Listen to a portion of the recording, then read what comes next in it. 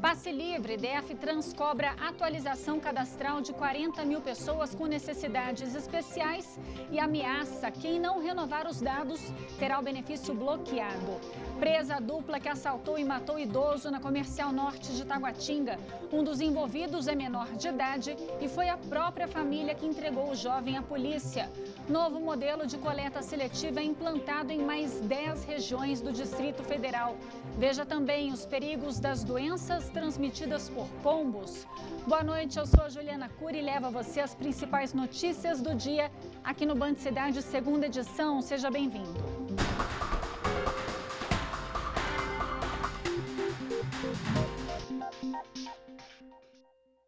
Trabalhadores que circulam no setor comercial sul e também na esplanada dos ministérios estão preocupados com a quantidade de pombos que há nos locais. As aves transmitem doenças e algumas consideradas graves. Aqui no DF, 3 pacientes estão internados no Instituto Hospital de Base com uma doença respiratória causada por um fungo que é encontrado nas fezes das aves. A Secretaria de Saúde afirma que não há um surto da doença e muito menos sinal de alerta. Nós ouvimos uma especialista que esclareceu algumas dúvidas. Veja. No centro de Brasília, além de terem um monumento próprio de 25 metros de altura, os pombos dividem um espaço com quem visita e trabalha na Praça dos Três Poderes. Eles tinham que tratar deles, dar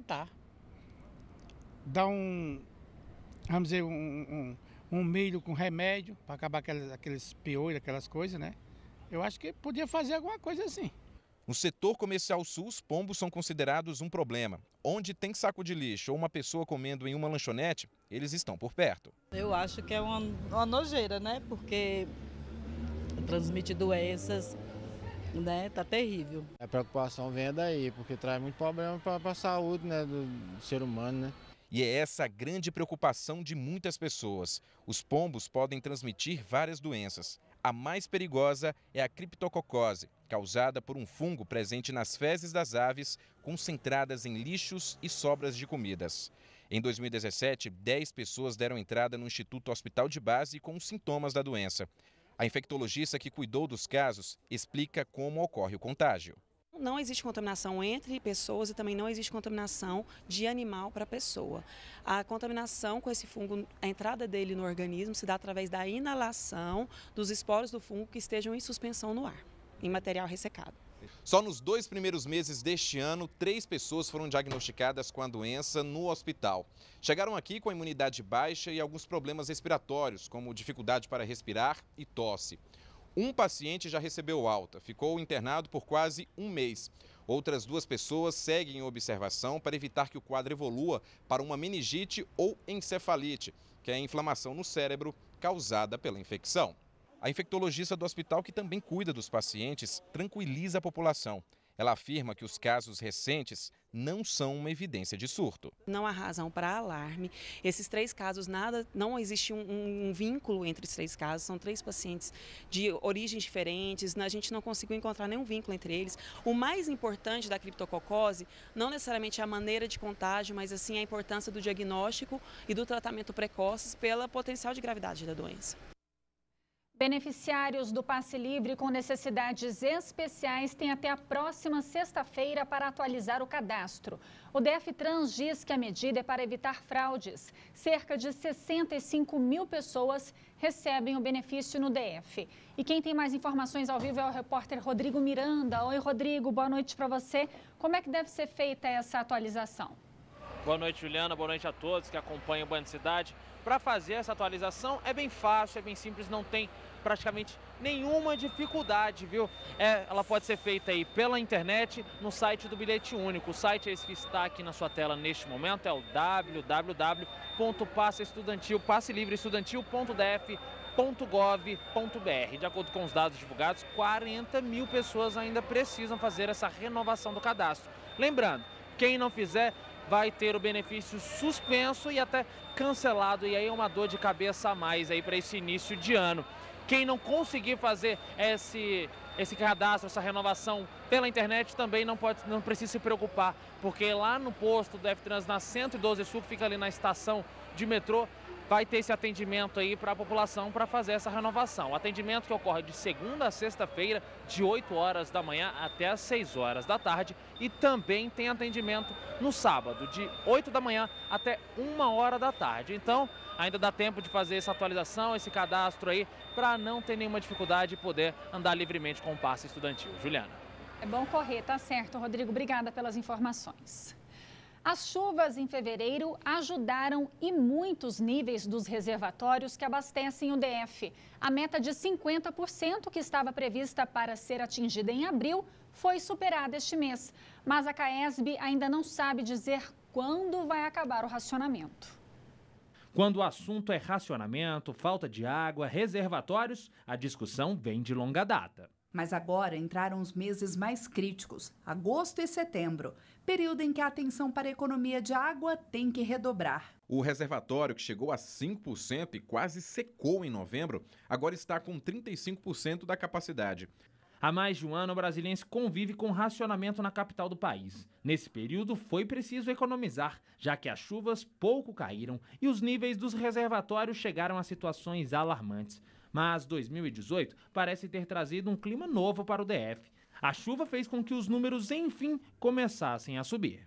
O cenário atual é animador. Em dezembro, quando o reservatório do Descoberto ainda começava a se recuperar do menor nível registrado na história, 5,3%, a DASA acreditava que o local chegasse a 50% da capacidade somente no fim do período das chuvas, em abril. E agora, no final de fevereiro, o reservatório já superou esse percentual. As margens do reservatório do Descoberto mostram que o nível vem subindo consideravelmente. Onde antes estava seco, agora está coberto por água. Mas será que o fim do racionamento está próximo? A gente tem que esperar o final da temporada de chuva, onde a gente vai avaliar qual o volume que a gente conseguiu armazenar. O momento agora é de continuar fazendo uso racional da água, fazendo economia de água, exatamente para que a gente consiga, nesse finalzinho de temporada de chuva, elevar ainda mais, recuperando o nível dos reservatórios, tanto do Santa Maria quanto do Descoberto. Já o nível do reservatório de Santa Maria fechou a última semana acima de 40%. O que tem ajudado, além da chuva, foi o início do funcionamento da captação do Bananal e do Lago Paranoá. Tanto a ETA Lago Norte, captando do Lago Paranoá, quanto o subsistema do Bananal, foram fundamentais para a gente reduzir o volume captado, tanto no Descoberto quanto no Santa Maria. E ainda falando sobre o racionamento, amanhã ficam sem água os moradores do Cruzeiro Velho, Cidade Estrutural, CIA, condomínios do Jardim Botânico, Taguatinga Norte e os bairros Bela Vista, Morro da Cruz e Residencial do Bosque, em São Sebastião. O cronograma completo está no site caesb.df.gov.br. Depois de quase 20 dias, finalmente os carros esmagados pela queda do viaduto do Eixão foram retirados dos escombros. No fim de semana foram coletadas quase 200 toneladas da estrutura que caiu. O próximo passo agora é esperar o projeto de uma comissão que vai dizer se o viaduto será demolido ou reformado.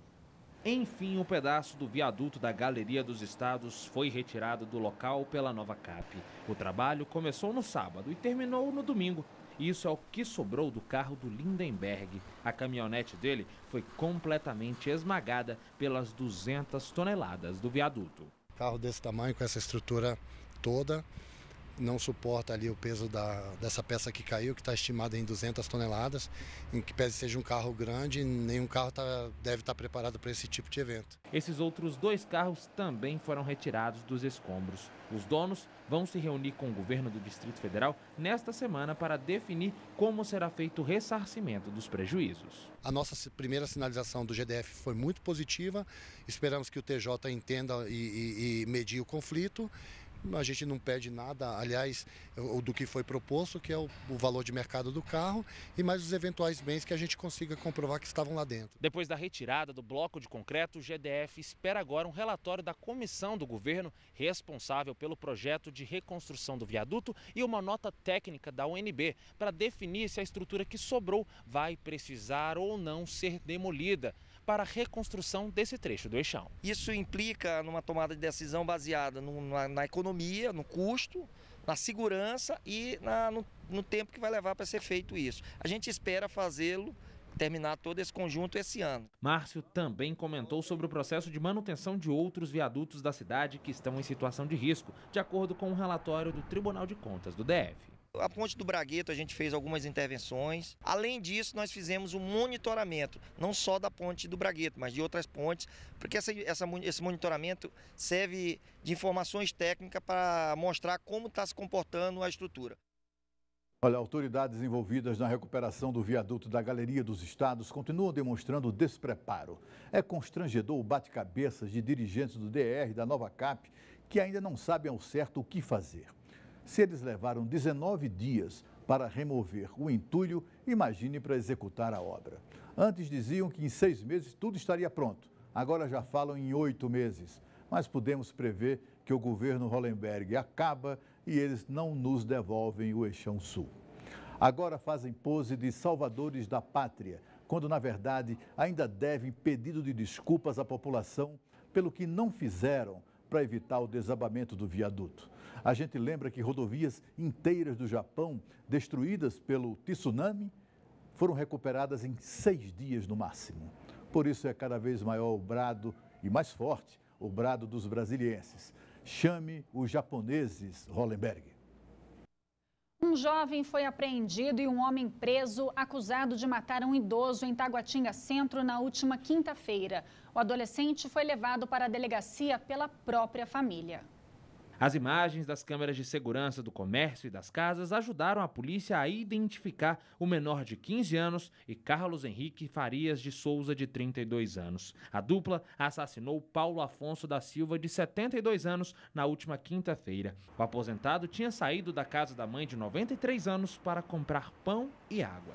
O maior tinha uma motocicleta, foi até a casa do menor, convidou ele para praticar o roubo e no local de movimento, que foi perto de uma panificadora, um local comercial, eles escolheram aleatoriamente essa vítima para roubar seu carro. 8h30 da manhã, essa foi a hora que ocorreu o crime, um dos horários de maior movimento na Comercial Norte de Taguatinga. Carlos deu a arma para o menor de idade, que esperou o aposentado entrar no carro para anunciar o assalto, atirar e fugir com o carro.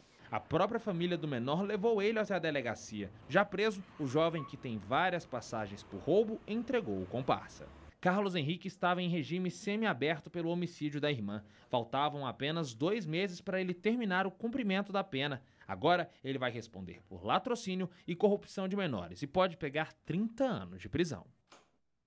A Receita Federal liberou hoje o programa gerador do Imposto de Renda 2018. A principal mudança é que, a partir de agora, o fisco vai solicitar mais informações sobre os bens dos contribuintes. O prazo para a declaração termina no dia 30 de abril. Veja quem precisa acertar as contas e como baixar o programa no site receita.fazenda.gov.br. Também tem o aplicativo Meu Imposto de Renda, disponível para Android e iOS. Você tem uma crença ou religião? Para quem você reza, medita, faz suas preces e agradecimentos? O Distrito Federal não é só a capital do país, é também a capital da diversidade religiosa. Foi pensando nisso que nós fizemos uma extensa pesquisa e o resultado é mais uma série de reportagens. Ao longo desta semana, o Band Cidade embarca nessa viagem da fé, começando pela origem asiática do budismo, em um lugar onde todas as religiões são bem-vindas, o Templo Ecumênico da Legião da Boa Vontade. Veja só.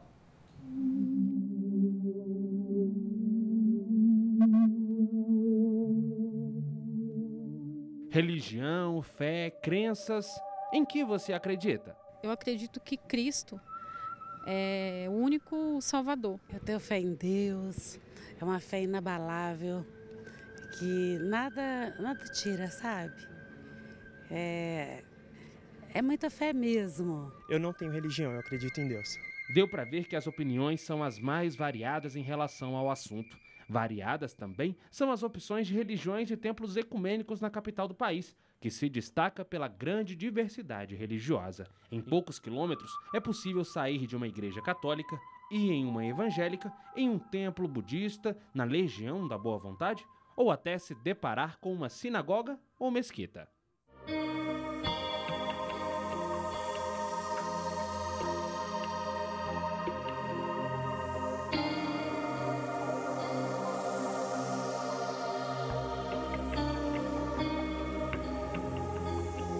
Para conhecer um pouco dessa pluralidade, resolvemos ir em alguns desses locais para aprender mais sobre essas religiões. A primeira parada foi no Templo da LBV. O Templo da LBV é conhecido mundialmente por receber pessoas de todas as religiões. Aqui, os peregrinos vêm refletir, meditar e orar, até chegar no centro, onde recarregam as energias por meio de um cristal. Todos nós fazemos a nossa caminhada aqui na Terra, temos um objetivo, não viemos por acaso. E a espiral, ela simboliza exatamente isso. Quando a pessoa adentra a espiral pela faixa escura, ele começa a lembrar os seus desafios, os seus problemas, das dificuldades que todo ser humano enfrenta nessa vida. E durante a caminhada ele vai fazendo suas preces, suas orações, suas súplicas a Jesus, a Maria Santíssima ou ao santo da sua devoção, não importa, né? E ao chegar no centro da nave, a pessoa ela vai estar sob o cristal sagrado. O local, construído em 1989, é um monumento dedicado à paz e à espiritualidade. E é também uma das 7 maravilhas do patrimônio cultural material de Brasília. Ele fica aberto 24 horas por dia para visitações e recebe cerca de 1 milhão de pessoas por ano. Entre elas, algumas celebridades, como os músicos do Guns N' Roses e Robert Plant, ex-vocalista do Led Zeppelin. Esse é um dos pontos mais visitados do templo. A água que cai aqui dessa fonte passa por diversos filtros por debaixo do cristal da nave e chega aqui, fluidificada, energizada e purificada. Os peregrinos acreditam que ela tem o poder até de curar enfermidades. Eu vou provar um pouco dessa água.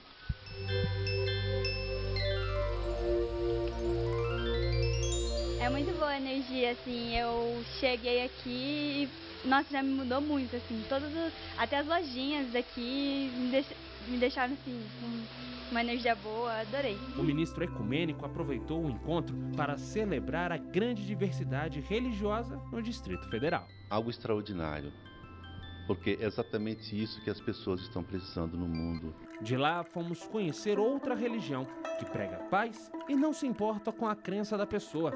É o budismo.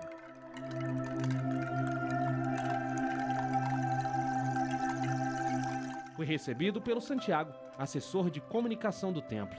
Para entrar, precisei tirar os sapatos.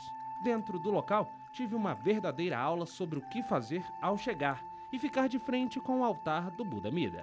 O Templo Budista de Brasília, ele está aberto para todas as pessoas. A gente, como diz o próprio Monge Sato, o responsável por esse templo, o budismo é para todos, indistintamente. A luz do Buda é para todos, indistintamente. Então, o templo está aberto para todas as pessoas. A gente recebe pessoas aqui que são empáticas, simpáticas ou têm interesse pelo budismo. O templo está aberto para que as pessoas possam vir fazer meditações, por exemplo, para que elas possam conhecer mais sobre a história do budismo propriamente dita. O altar é todo coberto de ouro e impressiona quem o olha pela primeira vez. A riqueza de detalhes e o perfeccionismo retratam bem as origens orientais do espaço. O espaço para a construção do templo budista foi solicitado pela comunidade japonesa que vivia no DF. O local foi inaugurado em 1973. Cerca de 45 anos depois, o templo oferece diversas atividades para os adeptos, desde espaços para meditação, cursos sobre a religião e também quermesses, que no mês de agosto reúnem cerca de 10 mil pessoas nos finais de semana. O budismo no DF tem as portas abertas para todos e por isso a diversidade religiosa também é valorizada por aqui.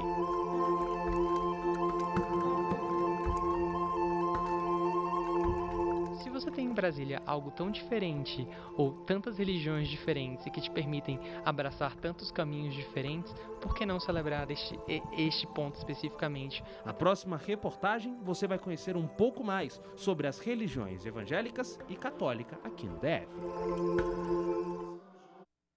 Vale a pena assistir, viu? E veja a seguir, 100 leitos, grávidas aguardam para dar à luz no chão do hospital de Ceilândia. Não saia daí, o Band Cidade volta já.